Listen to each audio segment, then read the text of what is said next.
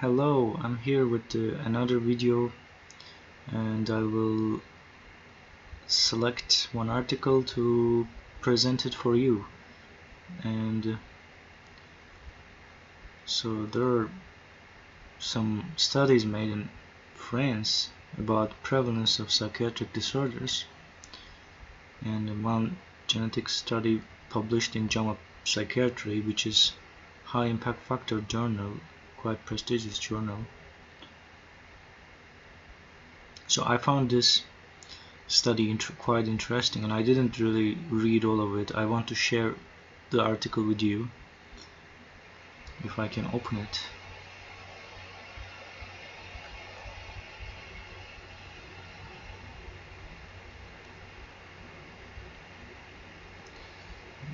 So the journal is European Neuropsychopharmacology. The title of study: Schizophrenia, Dimension-Specific Antipsychotic Drug Action and Failure in Amphetamine Sensitized Psychotic-like Rats. So they didn't use psychotic, instead they use psychotic-like. So they report some failure about the study, but we will see what kind of failures they have encountered. And they are researchers from Germany. So haloperidol is antipsychotic, as you know. Therapeutic haloperidol restores psychotic behavior after short-term treatment. Therapeutic haloperidol action on psychosis fails after long-term treatment. Low-dose haloperidol has beneficial effects on cognitive disruptions. So low dose is good for cognitive disruptions, and low dose for how many for how long period is also important, I guess. Low dose haloperidol exacerbates psychotic behavior. That's interesting. So low dose has beneficial effects on cognitive disruptions, and also not good for positive symptoms in rats. And it's important to know that I think the schizophrenia symptoms were induced by methamphetamine, and we can only see the abstract. Schizophrenic patients suffer from various disruptions in their psyche, mood, and cognition. Some dimensions of the schizophrenia syndrome in man can be mimicked in animals by the amphetamine sensitization-induced psychosis model, as I mentioned.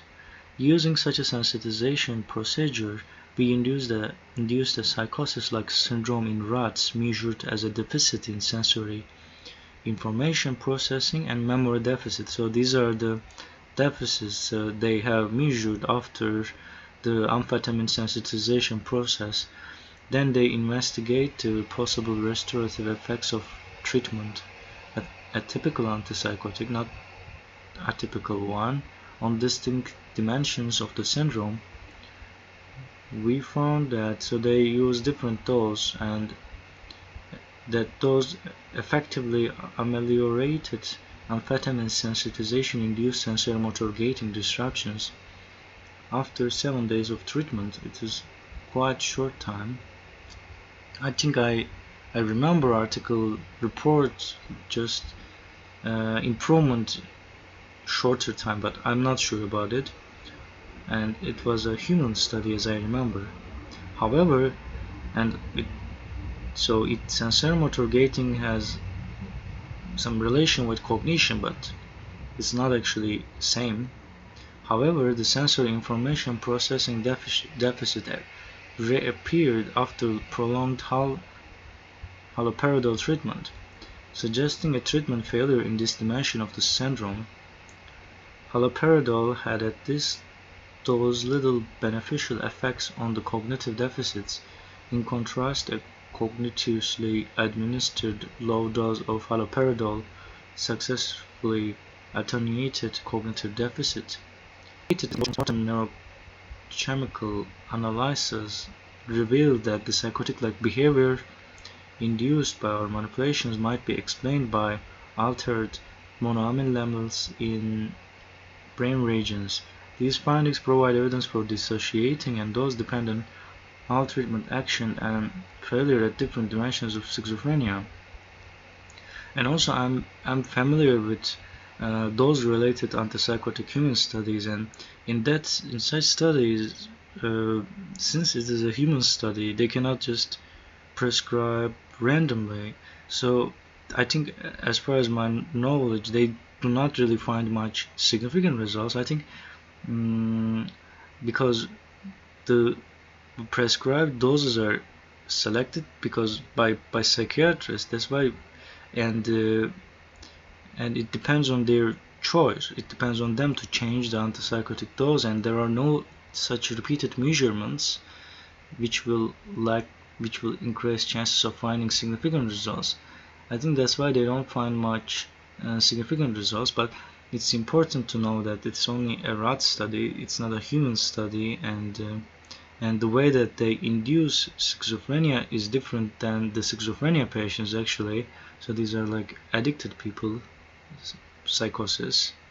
So, and we cannot generalize it, and more studies are needed to verify the results of this study. And thanks for watching this video. I wish you enjoyed it, and have a beautiful day.